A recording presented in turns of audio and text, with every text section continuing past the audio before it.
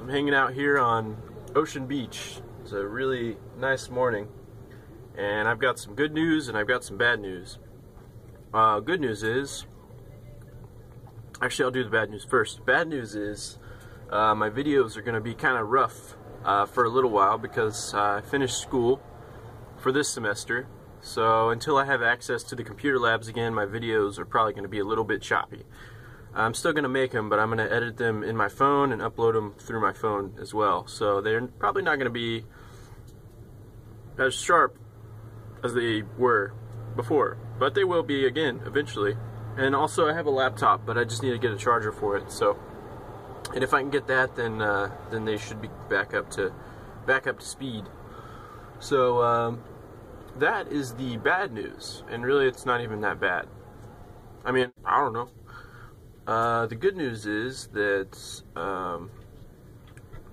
I recently purchased a few things. I got a Coleman propane burner, but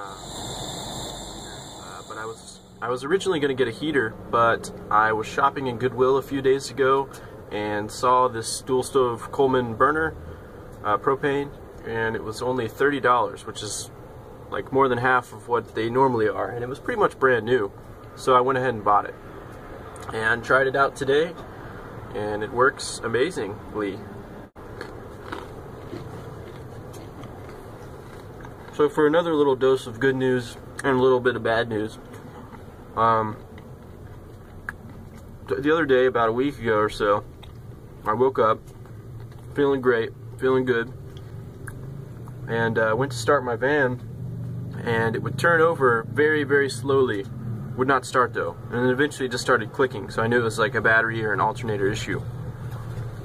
But anyways, I have been having a little bit of trouble with it starting, but not just not starting. It would have a very slow turnover, and I know that I have a side post battery, and the threads where the side post terminals screw in are actually stripped, so I have to get them in their tightest position in order for the van to start correctly. So that's my fault. I need to get a new battery, which I will soon. But I had this problem a few times, and I decided that I should buy one of these power packs. And this thing is awesome.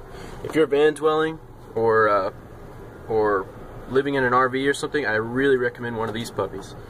This is a jump starter power pack thing, and what's cool about it is, there's a lot of things cool about it. You can use this if your car doesn't start, if you need a jump start and you don't want to ask somebody to help, or you don't have anybody to help. You can just plug these jumper cables onto your battery, turn on this switch here, beep, and then start your car, and it starts up wonderfully. And the way that this holds a charge is, I don't know if you can see it, but there's the regular power outlets right there. You plug it into your wall outlet, and I believe that you can also charge it through your car at this DC charger. And you wouldn't want to do that unless you were driving, obviously, because otherwise you'll just be draining your battery and not recharging it. Another cool thing about this, it's got an air compressor on the side, as well as you know, your meter and all sorts of stuff like that, and the needles, so you can refill your tires, any tires. It's also got a little USB port right here you can use to charge laptops, cell phones, anything that's powered via USB. And I've actually been using this for the past 3 nights, and I've left my phone plugged into it, and this thing has not gone down at all in battery life. You can actually press this button here and it'll tell you the battery status. So it's still got 3 bars. And it had 3 bars whenever I bought it. So this thing is freaking dope. And on top of that, it's got a light on it. So yeah, I mean, you can't beat this thing. And there's a little 12-volt auxiliary port here. I haven't really used that yet, but I really super duper duper recommend that for somebody that's van dwelling. you know, even if you're not having battery problems, you never know. And that thing is so handy. Like I mean, even if I wasn't having battery problems, I would be tempted to buy one of those just so I could charge my devices and stuff like that. I mean, if you're going the whole battery bank route and stuff like that, solar panels and stuff like that, that's cool too.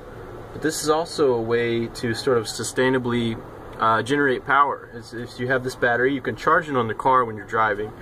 I mean, you can also set up batteries to do that.